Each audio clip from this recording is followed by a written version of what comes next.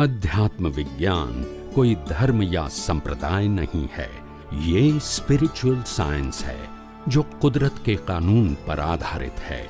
ये विज्ञान पूरे ब्रह्मांड के सभी रहस्यों को उजागर करता है और जीवन के सभी पहलुओं को समझने के लिए एक नई दृष्टि देता है। इसी को आर्ट ऑफ विजन कहते हैं, दुनिया को देखने की एक नई दृष्टि, जो अध्यात्म विज्ञानी परम पूज्य स्वामी श्री कमलेशानंद जी के निर्देशन में सनातन सत्य का अनुसंधान कर हमारे जीवन को प्रकाशित करे। जय सच्चिदानंद। નિયતિનો મતલબ શું છે? જે વસ્તુના કોઝ પડી ગયા છે એનું રિઝલ્ટ નક્કી છે।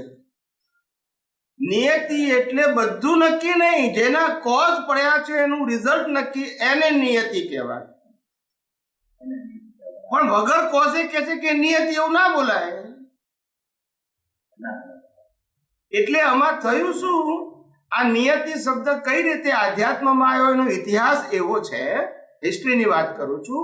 ભગવાન મહાવીર અને ગોસાલક, એ વખતે ભગવાન મહાવીરને કેવળ જ્ઞાન થયું નહોતું અને ભગવાન વિચરતા હતા એકલા જંગલોમાં, અને આ ગોસાલક એમની પાછળ પાછળ જતો હતો, કારણ કે એને ખબર છે કે આ માણસ સમર્થ છે, એને એની પાસે સિદ્ધિ બિદ્ધિ છે, માટે મને કંઈક મળે એટલા માટે વાહે વાહે ફરતો હતો।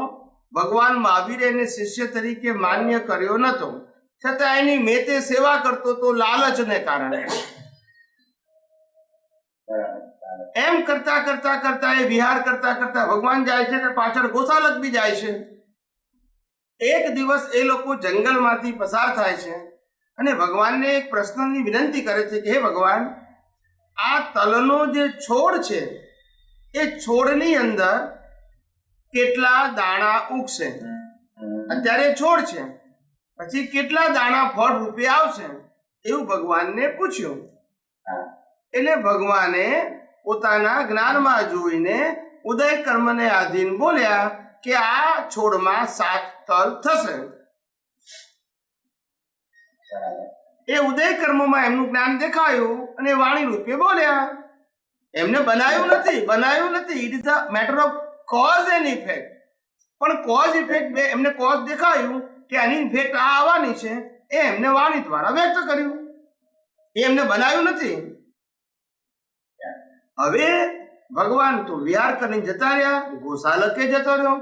4 મહિના પછી ભગવાન એ જ રસ્તે પાછા આવ્યા, ગોસાલક પણ એમની વાહે વાહે આવ્યો। પણ ગોસાલકે શું કર્યું હતું?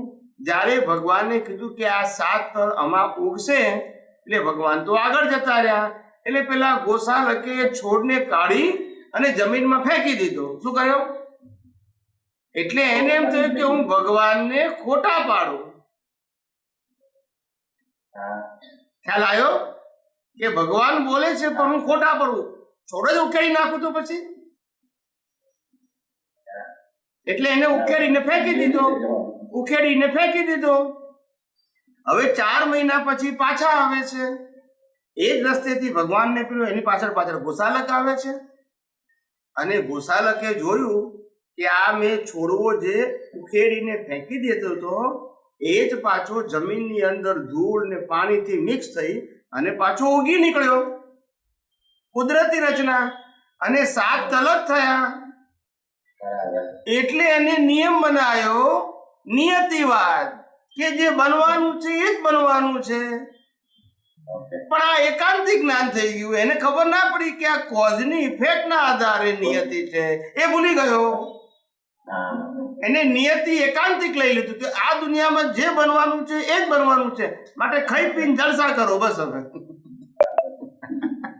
અલા એવું નતું, કોઝની ઇફેક્ટ આવી, પણ એ સમજાયું નહીં। એટલે નિયતિવાદ આવી રીતે આવડે માર્ગે ગયો।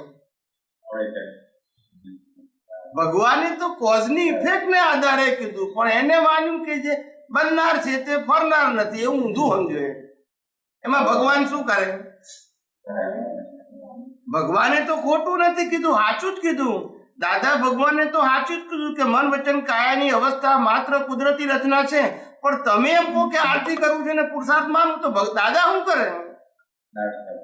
એમને તો કુદરતી રીતના કહે પણ તમારે ના માનવું હોય તો એ શું કરે? નિયતિવાદ એટલે કે નિયમ પ્રમાણે તમે જે બીજ નાખ્યા છે એનું ફળ કુદરતી નિયમ પ્રમાણે જ આવવાનું છે, એમાં ફેરફાર થવાનું નથી.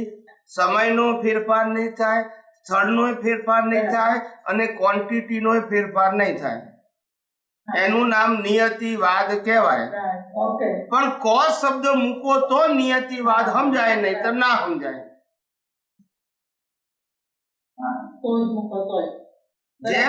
જેમ આપણું આ વર્તમાન જીવન છે જન્મથી મોત સુધીનું, એને નિયતિ કહેવાય. એને પાછું બીજા શબ્દોમાં જૈનોએ ક્રમબદ્ધ પર્યાય કીધું. ક્રમબદ્ધ પર્યાય એટલે એક એક કર્મો એના ક્રમમાં જ ઉકલે. જે કર્મનું ફળ 25 વર્ષે આવવાનું છે એ 20 વર્ષે ના આવે ને 30 વર્ષે ના આવે, એટલે ક્રમબદ્ધ કહેવાય. પણ દરેકમાં કોઝ શબ્દ તો કોમન છે, પણ લોકો કોઝ ભૂલી ગયા અને આ બધું શીખી ગયા. મારી વાત સમજાય?